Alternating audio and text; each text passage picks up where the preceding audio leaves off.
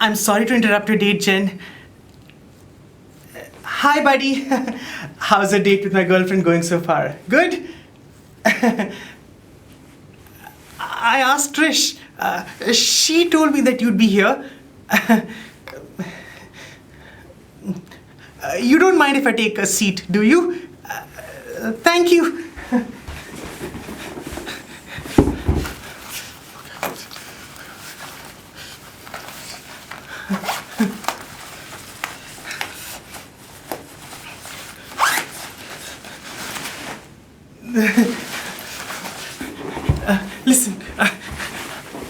Listen, honey.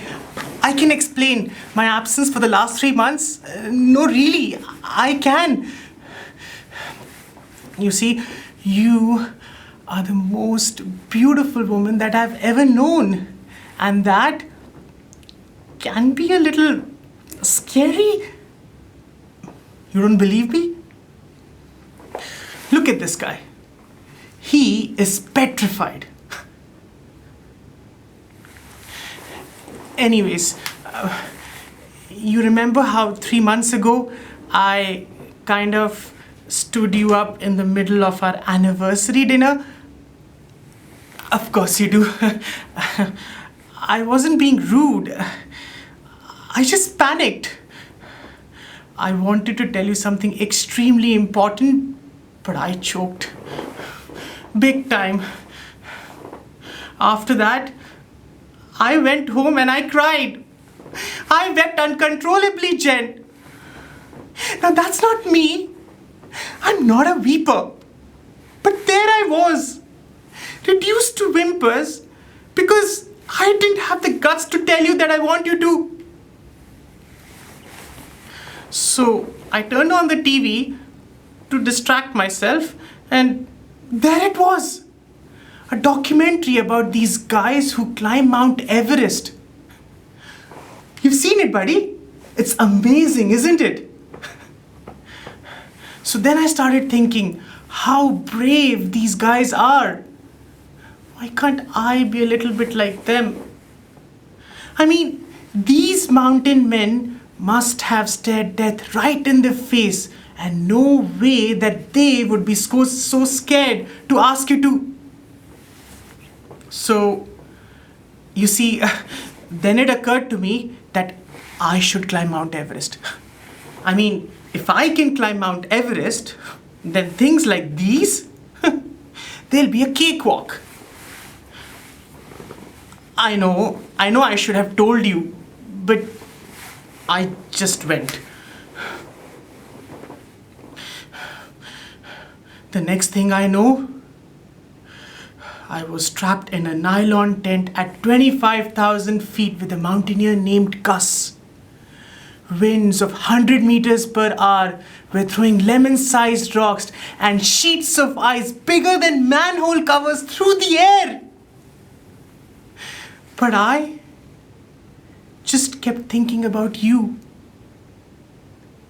I kept rehearsing this moment in my head over and over and over and over. Every hour, Gus or I had to bundle up in our summit gear and crawl out of the tent and shovel the snow into the screaming wind. If we didn't do that, the snow would have buried us and sealed off the last bit of fresh air and slowly asphyxiated us. But I still kept thinking about this moment with you. And in my head, this moment was not getting any easier. Somehow, Gus and I survived. 4 days, and the storm passed. We continued to the summit and finally reached the highest point on earth. And at the top, oh, It was breathtaking. You could see what seems endless in every direction. And there's this sense of being a god. I even asked Gus to call me Zeus. And then, staring out over my kingdom, I had this incredible, life-altering revelation. There's nothing on earth more frightening than telling someone, I love you.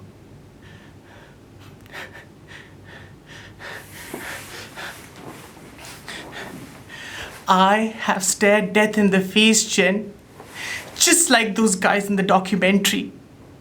And I have to say, looking you in the face right now and asking you what I'm about to, it's still scarier.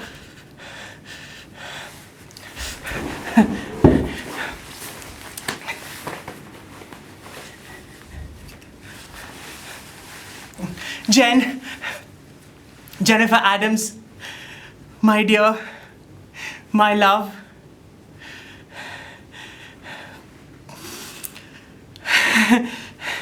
Will you marry me?